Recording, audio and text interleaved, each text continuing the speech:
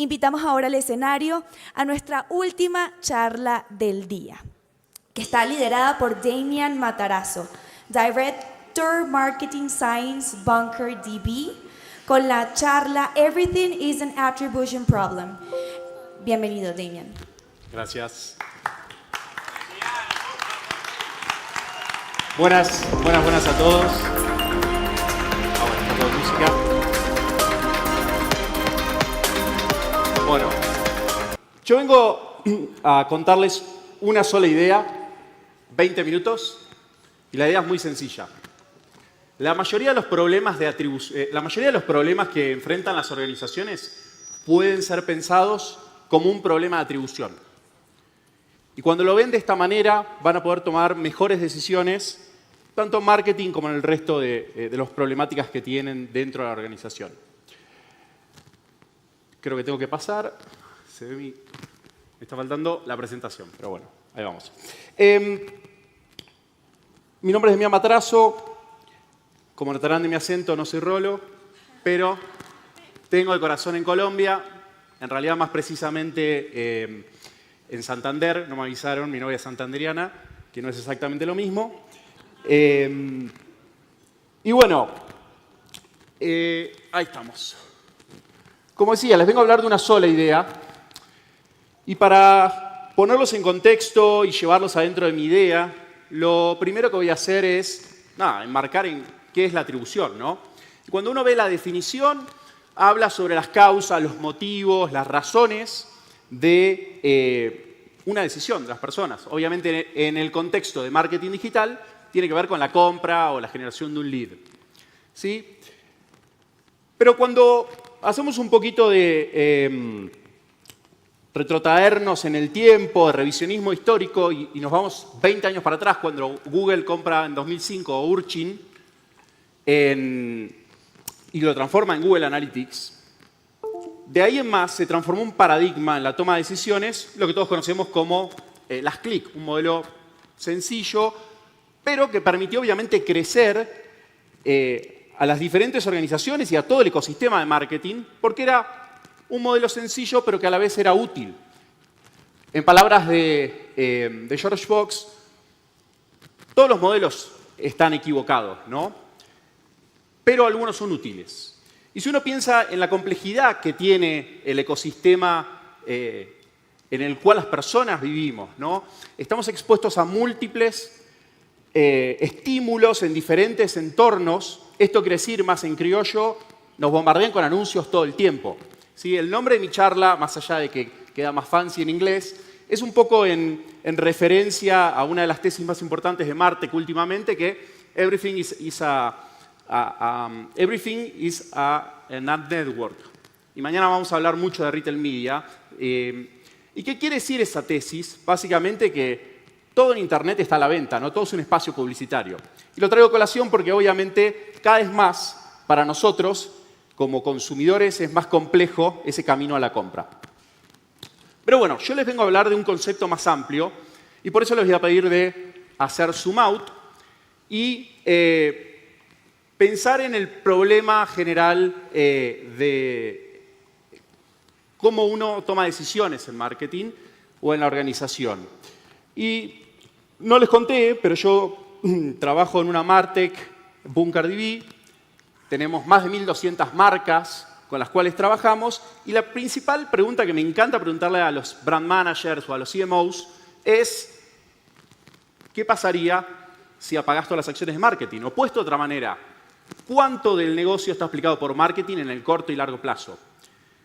Y saben que ante esa pregunta lo primero que responden es una duda. O sea, generalmente no tienen un número en la cabeza.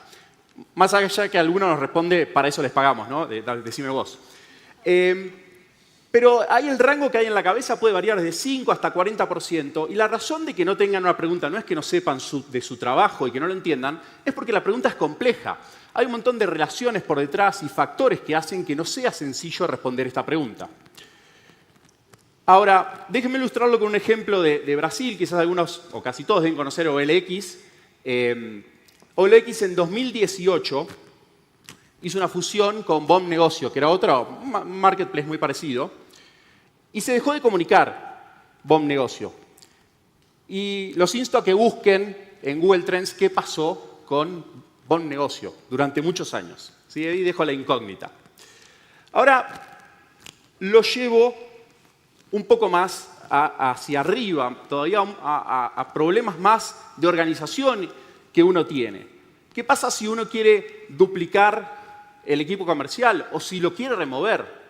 Bueno, para responder estas preguntas y entender cómo impactar en las ventas de corto y mediano plazo, hay un montón de factores, relaciones por detrás causales que van a interceder. Y pensarlas como un problema de atribución, para quien toma decisiones, puede ser la diferencia entre poder tomar las decisiones correctas o no. Voy a ir a otro ejemplo de Brasil, y en parte para no generar discordia local, pero después les voy a pedir los datos de cuando salió, si alguien lo tiene de retail, de cuando salió de aquí Ripley, creo, y La Polar, a ver si podemos hacer el mismo ejemplo. Quiero situarlos en 2023, en enero en Brasil, mercado de retail súper competido, seguramente todos conocen a Mercado Libre. Hay otros players locales muy importantes. Uno de esos players es Americanas. ¿Y qué pasa con Americanas? De repente venía perdiendo market share, pasó de 20 a 10%, tuvo un año muy malo, y en enero de 2023 estalla un escándalo de que estaban ocultando datos contables. Y bueno, básicamente se para la operación. Y esto es lo que los economistas nos gusta llamar un experimento natural, porque obviamente genera una disrupción que nos permita entender y validar qué va a pasar. Ahora, imagínense ustedes son el director de marketing de Mercado Libre Brasil. ¿Qué harían ese día? Yo les cuento, lo primero que haría es salgo corriendo a buscar un champán si me quedó de año nuevo, porque obviamente tengo el año resuelto por delante, en un sentido. Y obviamente no está bueno festejar la desgracia ajena, pero lo que voy es claramente lo que va a acontecer hacia adelante, y hago fast forward un año, todo el market share que perdió Americanas se lo quedó Mercado Libre. Y entonces uno se pregunta, bueno, ¿por qué Mercado Libre lo ganó si Magazine Luiza o otro de los players se parecían mucho más a Americanas? ¿Fue porque el equipo de marketing, de branding, había hecho un gran trabajo en construir la marca Mercado Libre? ¿O fue porque el equipo de performance tiene una compra de medios súper sofisticada y logró ponerse delante de esa demanda latente que había allí? O quizás fue porque el equipo de logística generó un network súper elástico que les permitió crecer y que el resto de los competidores no estaban preparados para ese acontecimiento. O fue el equipo comercial que negoció mejor con sus proveedores, Samsung, Motorola. Bueno, probablemente la respuesta es un poco de todo. Y tener entendimiento como negocio y obviamente desde marketing de ese acontecimiento va a hacer que la próxima vez o hacia adelante tomemos mejores decisiones y crezcamos. Por eso decimos que pensar ese problema como atribución es súper relevante. Y pónganse del lado de Magazine Luiza, ¿no? Se estarán preguntando, bueno, ¿cómo puede ser que teníamos una oportunidad enorme de crecer y en parte la desperdiciamos? Ahora, no solo es un tema de atribución en términos de marketing, porque de vuelta, imagínense lo que le aconteció al equipo de marketing todo 2023. Creció en las conversiones atribuidas, bajó el CPA, toda una fiesta. Pero también es una cuestión de internamente quién se lleva el crédito. Porque de vuelta, esto va a hacer que la toma de decisiones después se base en cómo se asignó ese crédito. Y ni hablar si uno mira para afuera. ¿Quién se lleva el crédito de una suba o una baja de ventas? Y si hacen scroll en LinkedIn, ¿qué es lo que ven todo el tiempo? Gente hablando de sus sucesos y atribuyéndose, ¿no?, el crecimiento. Acá siempre tenemos el contraste de LinkedIn versus Twitter siendo un poco más sarcástico sobre lo que vemos allí, ¿no? Pero ¿por qué les hablo de este concepto más amplio? Porque obviamente ustedes le confiarían a las CLIC una respuesta para tomar decisiones de este calibre, tan complejas como contratar gente, como ampliar la red de logística. Bueno, probablemente no. Y probablemente las compañías no lo hacen y tienen un montón de sistemas por detrás más complejos para poder responder esas preguntas. Ahora, en marketing no es que que somos tontos y usamos sistemas simplistas por más que tenía una lógica por detrás. Hace muchos años que sabemos que las CLIC no es el mejor modelo y tratamos de corregirlo de diferentes maneras. Desde que eBay en 2014 corrió algunos experimentos y se dio cuenta que, bueno, que está sobreatribuido Google Search en su compra de medios, luego Meta popularizó el uso de experimentos aleatorios. ¿Qué quiere decir esto? Básicamente usar una herramienta de la estadística o de la econometría para cuantificar el impacto real incremental que tiene una acción puntual. Y en particular en marketing es, apago a la mitad de mi población los anuncios, a la otra mitad le muestro, y yo sé que la diferencia es lo que realmente me causó esa campaña. Y obviamente en promedio, cuando lo comparo contra las clics para Meta, pero también para otros medios, obviamente hay una diferencia. Ahora, cuando uno entra a escarbar un poquito en el detalle técnico, hay un montón de factores que hacen que no todas las campañas sean igual y las clics no tengan la misma diferencia de representación de la realidad con cada uno tipo de campañas. O puesto más sencillo, las campañas o el tipo de anuncios que están más cerca de la compra son aquellos que se llevan más crédito que no se merecen. Y las campañas más de upper funnel son las que están más subrepresentadas por un modelo como las clics. ¿Sí? Entonces, el sistema de medición afecta a la demanda, ¿no? De cómo yo compro y cómo asigno presupuestos. Pero no solo afecta a la demanda, sino también afecta a la oferta. Llevamos 20 años de plataformas, Facebook, Google, TikTok, ahora todo el retail media, tratando de ponerse delante del último clic. Porque esa es la forma, obviamente, de capturar revenue y de lucir mejor y obviamente, de crecer. Pero bueno, entonces decimos, listo, lo que hay que hacer es correr experimentos y con eso ya resuelvo el problema. Lamentablemente no es tan sencillo. ¿Por qué? Por dos razones. Primero, porque es difícil correr experimentos. Uno no puede estar todo el tiempo haciendo este tipo de experimentos. Dos, un experimento, aunque es la mejor herramienta y una de las herramientas más potentes que ha tenido la humanidad en los últimos años, porque los experimentos se usan también en la prueba de medicina y un montón de otros factores para determinar esa relación causal, tienen algunas limitaciones. Voy a hacer la prueba de ver si logro pasar por acá. Perfecto, no se rompió nada. Como les decía, tienen algunas limitaciones. Técnicamente, como les contaba hoy con BOMnegocio, si alguno buscó Google Trends, BOMnegocio la gente siguió buscando BOMnegocio por como creo que hasta ahora todavía sigue teniendo búsquedas. Va cayendo en el tiempo, pero a lo que voy es, la comunicación tiene un efecto en el largo plazo, ya lo vieron en otras charlas. Pero no solo eso. Si yo corro un experimento y yo, porque vi un anuncio, cliqueo y compro, me gustó el producto y le recomiendo a un amigo, mi amigo puede estar en el grupo test o el grupo control. Entonces, eso es un efecto que se llama peer effects o network effects que tampoco están capturados por los experimentos.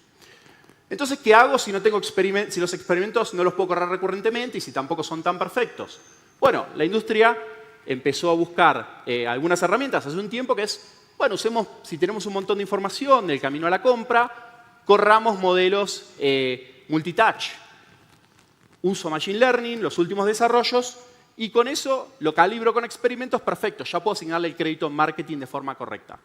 El problema es que hace un par de años se empezó a tomar conciencia mucho más fuerte de la relevancia de los datos, de la privacidad, y bueno, eventualmente Google algún día sí va a matar las third-party cookies, lo viene postergando, pero eventualmente lo va a hacer. Apple ya hizo un montón de cambios. No voy a entrar en el detalle, pero sabemos que técnicamente lo que va a acontecer es que el camino a la compra está fragmentado. O sea, yo no lo puedo mapear. Entonces, por más que el modelo sea el mejor de Machine Learning, garbage in, garbage out, los modelos de MTA tienen un montón de sesgos. Puede ser mejor que las click, quizás tal vez no, porque, de vuelta, la data que entra ahí tiene un montón de sesgos. Y si ya esto no es una complejidad grande, entra AI. Hasta acá no les había hablado de qué otro layer de complejidad entra en nuestra historia, que es obviamente, como Dani contaba recién, que la inteligencia artificial está hace un montón, pero ¿qué es lo que cambió el último año? Es que logró tener la capacidad del ser humano en un montón de áreas específicas. Y esto, obviamente, nos torna en superpoderosos de alguna manera. Y me voy a retrotraer para ejemplificar cómo esto impacta en marketing a 2012, a la prehistoria, cuando yo entré a Facebook, para mostrarles qué era lo novedoso en ese momento para usarlo de un ejemplo. Ahí, seguramente, Dani, tú te acuerdas también de este caso. Así que nada, lo dejo un minuto para tomar agua. Oreo recently celebrated a big birthday. Really big. Turning 100 can mean only one thing. You're old. Really old. Unless you give it a twist. The Oreo Daily Twist. A simple idea to make this old brand a vital part of pop culture, the digital world, and everyday conversation all at once. 100 pieces of content created in 100 days in honor of the 100th birthday. 100% responsive. Here's how it worked. Every morning, we searched for what people were talking about and looked at it through the innocent eyes of this playful cookie. Once concepts were developed, there was a full production team ready to execute.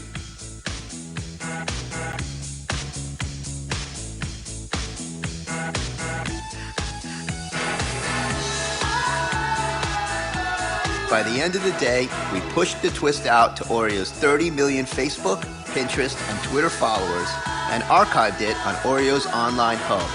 How did we kick it off? Well, maybe you heard about that. Oreos are gay.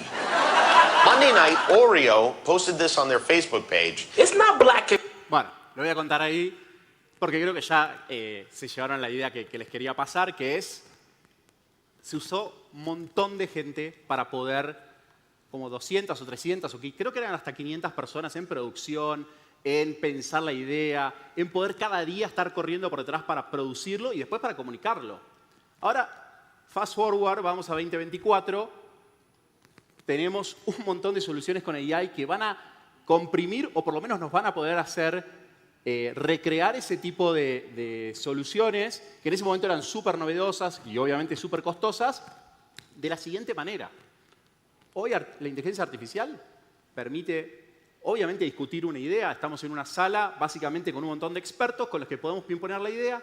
Tengo la idea creativa, ahora ¿qué quiero? Quiero generar contenido. Simplemente con algunos prompts, Midjourney, cualquiera de Suno, Sora, todo ese tipo de aplicaciones nos permiten generar contenido increíble. Y no solo a nosotros. O sea, si se ponen a scrollear en los feeds de Twitter o de Midjourney, van a ver que hay contenido creado por los usuarios para las marcas que son increíbles, que te puedes quedar horas viéndolos. No solo eso, vamos a los medios, y de qué estuvo hablando Dani recién, también en parte, es que los medios te dicen, vos dame los assets creativos, dame tu objetivo, y vamos a tener el mejor sistema de inteligencia artificial por detrás, optimizando las campañas. ¿Sí? Podemos discutir después si cada uno de los medios tiene una visión parcial y por ende va a tener algunos sesgos en cómo ejecuta eso, pero de vuelta, en un par de clics uno tiene la idea, tiene los creativos y tiene la capacidad de optimizarlos en diferentes medios. No solo la AI va a estar compitiendo con la AI en la generación de contenido y en la optimización, sino también en la generación de contenido en los sitios.